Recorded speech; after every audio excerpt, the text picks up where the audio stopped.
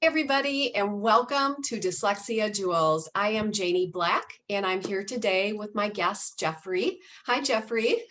Hi, Jenny.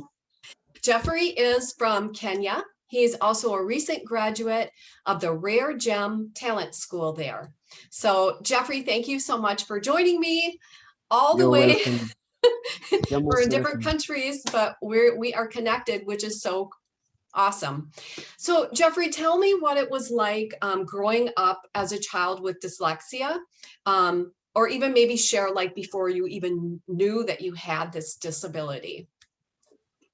Okay, it's a challenge, mostly in Africa because people don't know much more about dyslexia. Yeah. So you just find people ignoring you most of the time, and you just keep asking yourself, "I'm a child, normal like the others, right? Yes. Why is this happening to me and not him? Yes. Why is this happening to me, not my brother or sister?" Yeah. That's how sometimes you just start losing self-esteem. You just find yourself lost. You just find yourself in a world of your own. Mm-hmm. It's just like you're drowning and there's nobody there who can save. Yeah. Yeah. So before I realized I was dyslexic, before I even knew that word ever existed, Yeah. I was just lost. What can I say? Actually, I just started school normally, like normal kids went to school. But in Africa here, there's a point whereby you get into a certain grade and you have to start doing things for your own. Yeah. You have to read for yourself, write for yourself, in order for you to move on. You can't just stay in one place forever. The school needs to see a change in you. Mm-hmm. So that's where my problem started. Actually, I was in class, grade 4. That was my first year. That's when I joined the grade. That's when I joined grade 4. And normal, like you enter in class, say good morning. Then you just find new students. You just have to interact with them. You're laughing. You're having fun. Then the teacher comes in, and it's time for English or maths. And I can remember, actually, I didn't used to have a problem with maths because maths was just you just mostly you have to count. Yeah. You have to count. There was not much reading or writing or something. You just have to count using your fingers or anything. But the challenge was other subjects that I had to read. And I remember my first English lesson. It was actually in the morning, whereby that was my first time, to start writing down things and composition. And I was asked to write something down. And after that, read it, out. And I didn't know what came. I don't know what happened actually. I was so young, and I could think of anything bad. I just asked myself, am I sick or what? What's happening? I've Right. never had this, I've never had this feeling before. Mm-hmm. And I look back, everybody's, writing down, and I'm just there, don't know what to write. So I remember what I did was I looked at a certain chart which was in front of me, and I wrote exactly how the chart was written. Yeah. But the challenge was I could not even read it. So when the time came for me to stand up and read, the composition in front of everybody, I was stranded. Yeah. I was scared. I was shivering, but Yes. I just kind of felt lost Yeah. because Yeah. the teacher was waiting for me to talk or say something. The whole class is looking at me. I was, oh my God, what am I gonna do? This is so bad. I'm gonna get beaten. And I remember I was given some few minutes, and then I was kicked out of the class, just like that. So Wow. when I got outside, I remember I sat on a big tree, and I was like, what is happening to me today? What's wrong? This my first year, in grade 4, and these things are happening to me.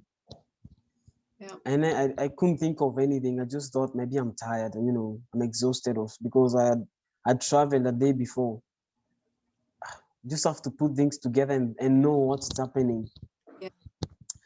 So I went back to class after a few minutes, after some hours actually. Mm-hmm. And then the whole class was looking at me. Was like, are you okay? What's wrong? I'm fine. I just don't know. Maybe I'm tired or I'm sick or something. And teachers were telling me, you know what, you need to visit a doctor. You're not okay. You're lazy. You just come to school, to spend time, eat or do something like that. And at such a young age, of course you would cry, Of isn't it? course.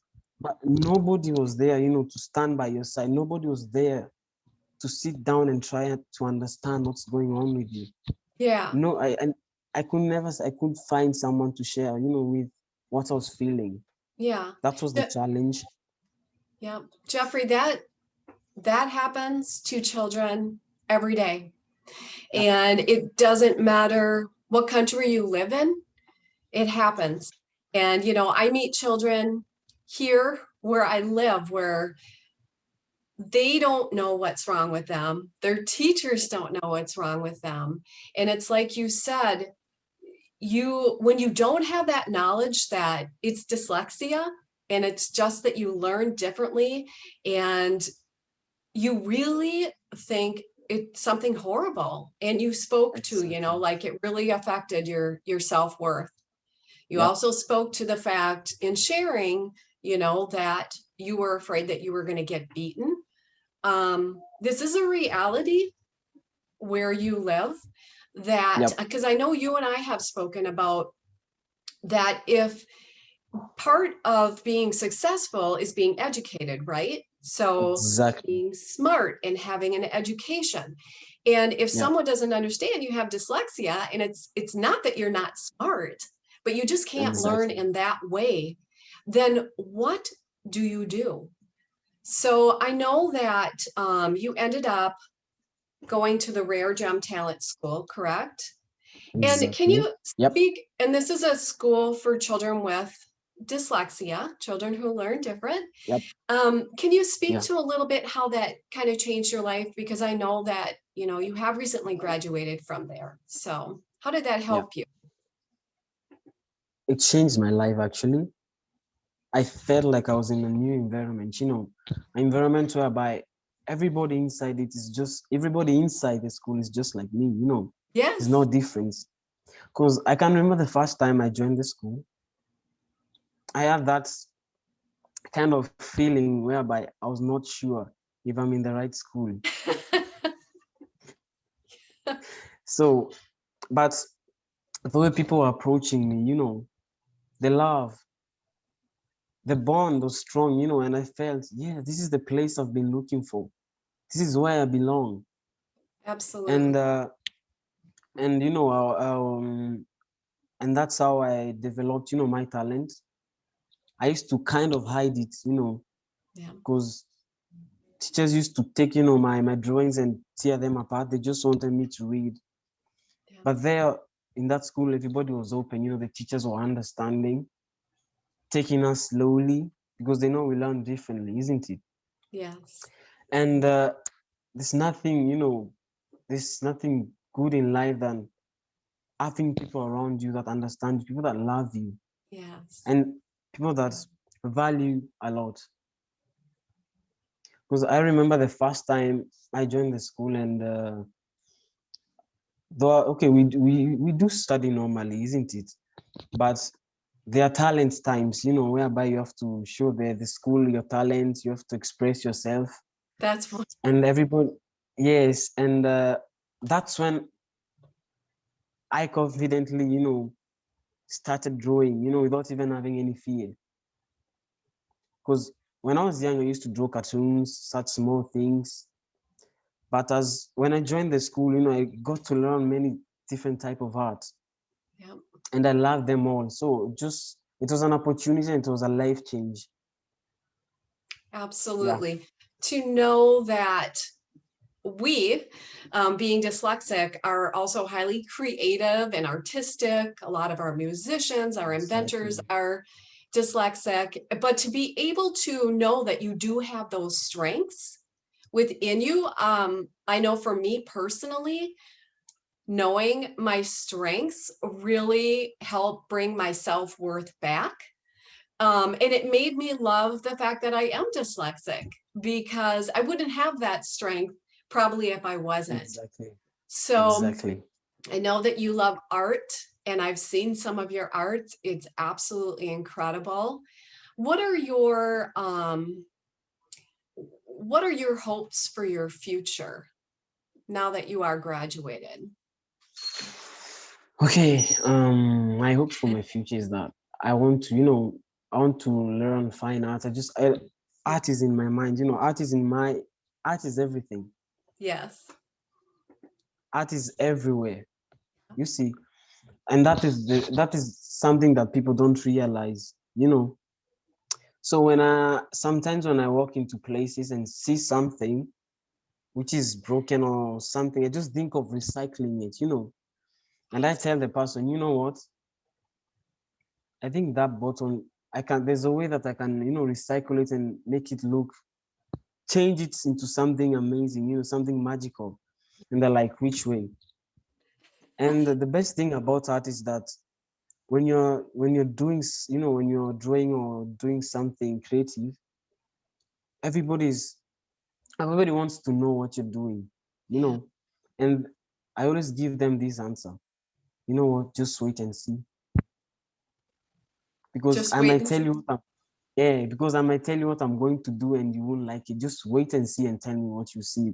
And tell me what you'll see that has come out from that thing. Yeah. Yeah. I love it. Well, I love art too.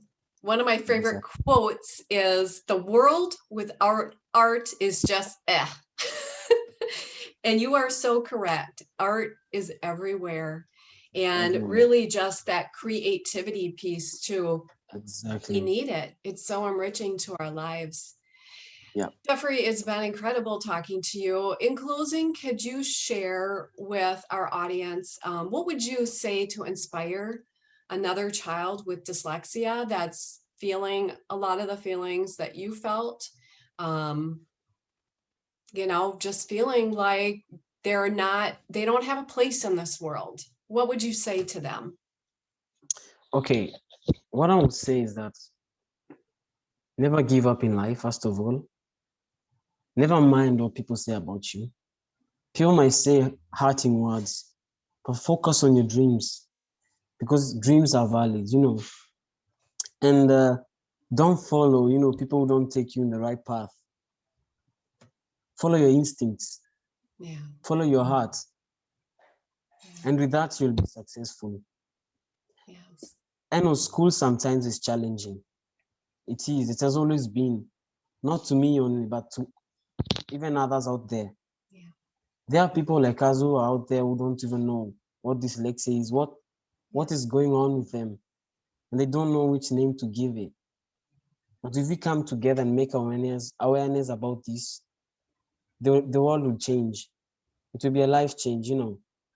Yeah, so don't give up. Keep on believing in yourself because this world is full of amazing things. Absolutely. So beautifully said and so powerful. So Thank you. powerful. Thank you. Oh, I want to ask you officially before we close, why do you think it's so important that we change that perception of the way that we view dyslexia in our world? We should change it because if we don't, people will you just find yourself not believing in yourself. Yeah. You just find yourself saying that, oh, I'm not loved. People don't love me because I'm not educated. Me, you know. So changing it will be something amazing, something magical, because you can imagine small kids outside there who are just joined school recently and they have this, learning disability and they don't know anything about it. So if we do this now, they will be lucky because they're young Yes. and they'll discover it. And it's because we already discovered it, it's our duty Yeah. to make it international, Yes. Yeah. We share the same heart there. And I always say, it's not just that I'm passionate about doing this. I do feel like it's my moral responsibility for our kids. So thank you so much, Jeffrey, for joining me today. I know that we're going to talk again, and I would also love to share some of your artwork on social media as well. I wish you the very, very best. I know only good things are in your future. So thank you, everybody, for joining us today on Dyslexia Jewels, and we will see you next time.